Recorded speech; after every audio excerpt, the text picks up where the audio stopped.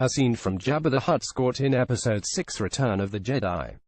Many of the musical themes in Star Wars are inspired by classical music. Credit for your Everett collection. Star Wars is omnivorous in its inspiration. The saga, which continues in December with Episode 8 The Last Jedi, nods to classical mythology, Arthurian legend and even Wagner's Ring Cycle. John Williams' music for the series, which the New York Philharmonic will perform live from September 15 through October 7, alongside screenings of the original trilogy and Episode 7 The Force Awakens, contains some of the most memorable themes in film history. And like the movies themselves, the score is rooted in the classics.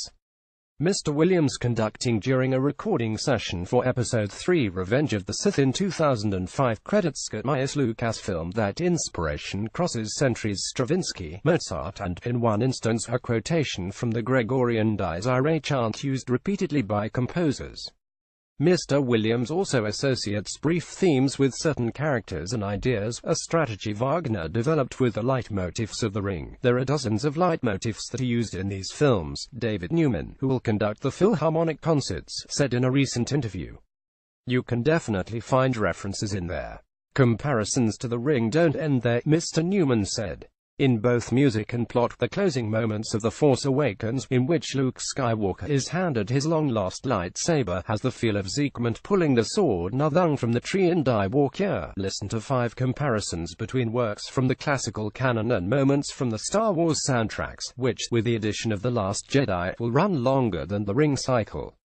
In the movies in the original trilogy, this theme follows the villainous Darth Vader in the prequels. It presages the dark fate of Anakin Skywalker.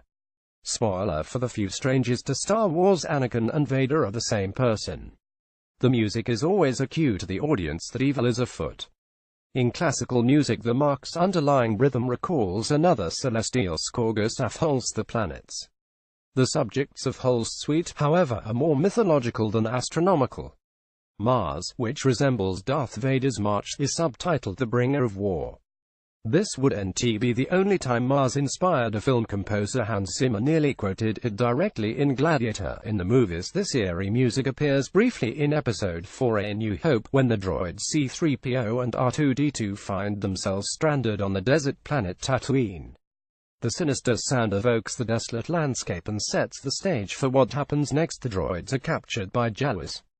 In classical music, Mr. Williams' music here sounds like Stravinsky's The Rite of Spring, specifically the opening of Part 2, The Sacrifice. While this sequence in the Star Wars soundtrack may signal peril for the droids, it pales in comparison with this moment in Rite, when the Chosen One, a virgin, is doomed to a sacrificial dance. In the movies, Mr. Williams' love theme for Han Solo and Princess Leia recurs throughout Episode 5 The Empire Strikes Back, inching to the fore as the relationship evolves from teasing flirtation to a full-on declaration of love, complete with a passionate swell in the music. In classical music, Han and Leia's theme is both romantic and romantic, seemingly inspired by the lyrical melodies of Tchaikovsky, in particular his fantasy ballet scores.